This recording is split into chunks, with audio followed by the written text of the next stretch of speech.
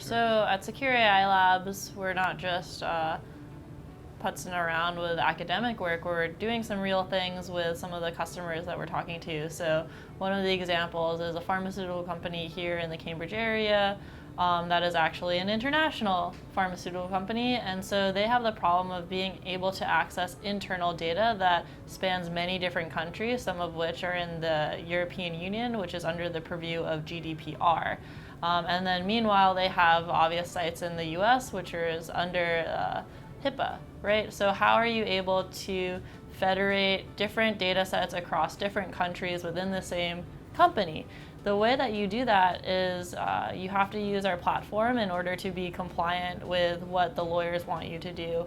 And so we were able to do a federated learning analysis on microbiome data across different enclaves in our platform. And these enclaves, because they can sit anywhere, whether that's like here or in Switzerland, you are able to stay compliant with these regulations. For example, in GDPR, you can't move the data outside of the country of origin, so federated learning is perfect for this because we send the microbiome algorithm to the data set in Switzerland, to the data set in Cambridge, and then we extract the analysis from it. And in a way, we have sort of mimicked what you are able to do if the data sets were hypothetically moved to one place. But instead, we've enabled through technology compliance.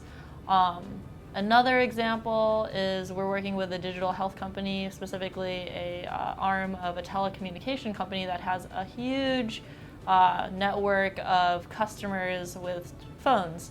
These phones are personal data repositories of a lot of information about a person that indicate a lot of biomarkers for health, so mental health, right?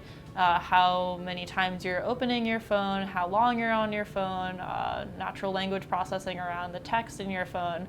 This is very sensitive and private information, but could be a huge boon to any sort of analysis done on this distributed network.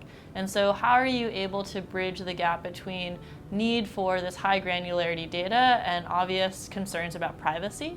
By using our platform, we are able to keep the data on your phone, train an algorithm across all of these phones, and then we just extract analysis that will tell us about the specific patterns in mental health that we're looking for, about the population in the network of phones, and not about individuals. And so by doing that, we can build these incredibly powerful algorithms on mental health through this phone network while providing security and privacy.